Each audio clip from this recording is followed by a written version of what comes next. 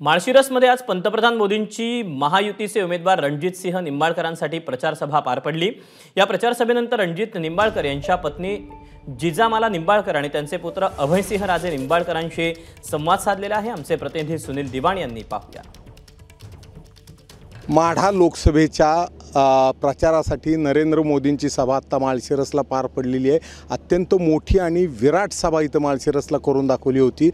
संपूर्ण निंबाळकरांचं कुटुंब हे प्रेक्षकात बघून ही संपूर्ण सभा ऐकत होतं। आपल्यासोबत वहिनी आणि बाकीचे, मला सांगा कशा रीतीने सभा होती, काय टेन्शन होतं आणि सभा बघून काय वाटतंय आता? सभा अतिशय छान झाली, सगळ्यांची भाषणं तर उत्तम झाली।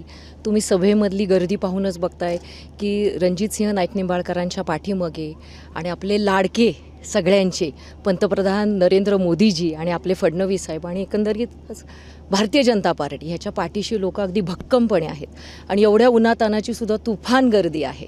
आता तुम्ही प्रचाराची धुरा सांभाळताय, फलटणमध्ये मान खटावमध्ये फिरताय, या भागात कधी फिरण्यात आलं?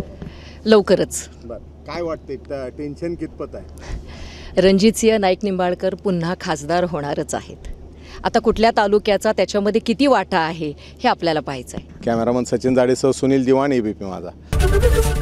एबीपी माझा, उघडा डोळे बघा नीट।